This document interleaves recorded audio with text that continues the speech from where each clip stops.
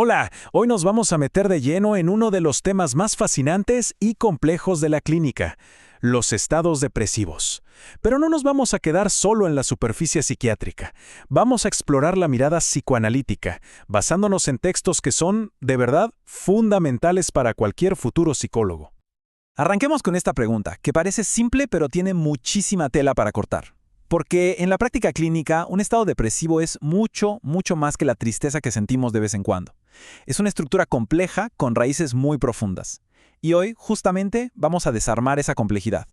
Esta es nuestra hoja de ruta para hoy. Vamos a empezar con los síntomas clave, lo básico. Luego, nos sumergimos en la melancolía, que es la forma más intensa. Después, vamos a aprender a diferenciar las depresiones según la estructura de la personalidad y a ver cómo la cultura moldea lo que la gente siente. Y cerramos con lo más importante, cómo todo esto nos guía en el tratamiento clínico. Muy bien, ahora sí, entremos en materia. Para entender cualquier estado depresivo, sí o sí hay que empezar por su tríada fundamental. Pensemos en esto como los 3 pilares sobre los que se construye todo el diagnóstico. A ver, antes que nada, una aclaración que es crucial. En psiquiatría, la palabra depresión se usa en 3 niveles distintos. Puede ser un síntoma aislado, como sentirse bajoneado, un síndrome, que ya es un conjunto de síntomas que vienen juntos, o una entidad nosológica, es decir, la enfermedad como tal. ¿Y por qué es tan importante saber esto? Porque nos obliga a ser súper precisos y a no confundir una emoción pasajera con un cuadro clínico completo. Y aquí está el corazón del asunto. La descripción clásica de un estado depresivo no habla solo de tristeza, se apoya en esta tríada. Primero, claro, el trastorno del humor. Segundo, una inhibición general, como un freno de mano puesto que ralentiza el pensamiento y el cuerpo. Y tercero, y este es el elemento más distintivo, el dolor moral. Esa mezcla tan tóxica de culpa, de sentir que no valemos nada y de autorreproches constantes. Ahora vamos a pasar al cuadro más grave, el más paradigmático que describe la literatura clásica, la crisis de melancolía.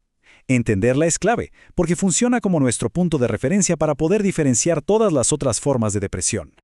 La definición es, sin duda, contundente. Estamos hablando de una depresión intensa, donde el dolor moral es el protagonista absoluto, y viene acompañado de una inhibición tan profunda, que prácticamente paraliza las funciones mentales y motoras de la persona.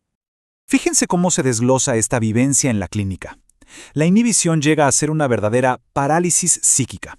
Es como si el procesador de la mente estuviera trabajando al mínimo, incapaz de ejecutar programas. A esto se le suma un dolor moral vital, que se siente casi en el cuerpo, y una dolorosísima anestesia afectiva. El paciente sufre porque es incapaz de sentir amor por sus hijos, por su pareja. Y por supuesto, el riesgo de suicidio aquí es una prioridad clínica absoluta. Bueno, ya vimos la melancolía, pero la clínica nos muestra que no todas las depresiones son así, tan de libro. Hay otras formas que no aparecen de la nada, sino que son, en realidad, la descompensación de una estructura de personalidad que ya estaba ahí, ya sea una estructura neurótica o lo que llamamos estados límite. Este cuadro comparativo es clave. A la izquierda tenemos las depresiones neuróticas. Estas están enraizadas en la historia de conflictos del sujeto, en el Edipo. La tristeza acá tiene un porqué. Está conectada con cosas que pasan en la vida. A la derecha, los estados límite. Acá el origen es un trauma mucho más temprano, que crea una estructura más frágil. Piensen en un cristal con fisuras. Su descompensación es más impredecible y puede irse hacia un estado depresivo o incluso hacia la psicosis. Este gráfico captura la esencia de la teoría psicoanalítica. La depresión que vemos en la consulta es solo la punta del iceberg. Lo que de verdad importa es la estructura de personalidad que está por debajo, sea psicótica, neurótica o límite. Es esa estructura, formada en la infancia, la que va a determinar cómo y por qué una persona se deprime. Sigamos profundizando. Ya vimos la estructura interna. Ahora vamos a ver cómo los factores externos, y en específico la cultura, juegan un papel y se mezclan con esta estructura para darle una forma particular a los síntomas que el paciente nos presenta. Esta cita del texto es potentísima. Lo que nos dice es que la forma en que se manifiesta el sufrimiento depresivo, sobre todo la culpa y los autorreproches, no es universal. Para nada. Está moldeada por el contexto cultural en el que vive la persona. Y este es un ejemplo perfecto de eso. En nuestra cultura occidental, donde la culpa judeocristiana tiene un peso histórico enorme, el dolor moral se expresa como autoacusación. Soy malo, merezco que me castiguen, la agresión se dirige hacia el propio yo. En cambio, en algunas comunidades africanas, como señala el texto, ese mismo malestar de fondo se manifiesta en el cuerpo, a través de síntomas hipocondríacos o somáticos, o se proyecta hacia afuera, en ideas de persecución. Es el mismo dolor, pero con otra cara. Volviendo un poco a lo biológico, el texto propone una cadena de causa y efecto fascinante. No es que todo el sistema nervioso se apaga, es más bien un desequilibrio. El sistema de alerta y acción, el simpático, está sobreexcitado, mientras que el de calma y digestión, el parasimpático, está inhibido. El resultado de este choque es ese frenazo mental que llamamos inhibición. Y el dolor moral, entonces, sería la conciencia angustiante y dolorosa de esa parálisis interna. En la melancolía muchas veces aparecen ideas delirantes, pero ojo, no son como los delirios complejos y creativos de otra psicosis. Como describió Seglas, son ideas monótonas, pobres, repetitivas. El paciente las vive de forma pasiva, como si aceptara su destino terrible. Son más una expresión de su estado de ánimo que una construcción intelectual elaborada.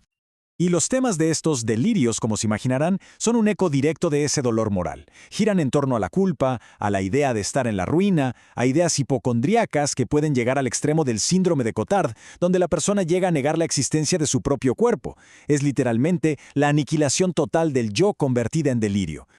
Y llegamos al punto crucial para la práctica. ¿De qué sirve hacer todas estas distinciones tan finas entre un tipo de depresión y otro? Bueno, la respuesta es simple y directa, porque el tratamiento depende de esto.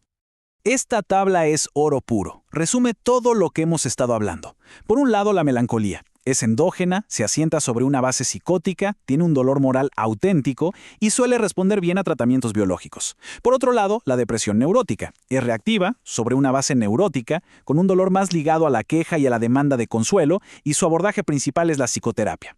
Son realmente dos mundos distintos. Y esta cita de Hipócrates que se menciona en el texto lo resume a la perfección.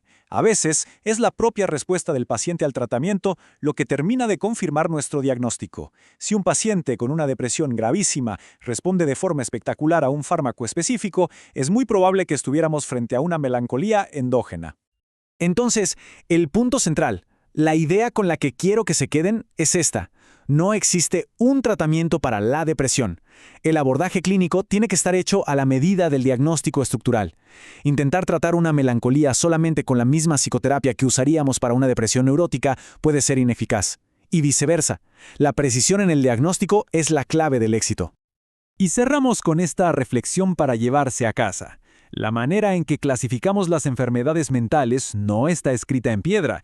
Cambia con la clínica, con los nuevos descubrimientos. A medida que vamos entendiendo qué funciona mejor para quién, nuestras propias categorías diagnósticas van evolucionando. La pregunta que queda abierta es, ¿hacia dónde irán en el futuro? Muchas gracias por acompañarnos en este análisis.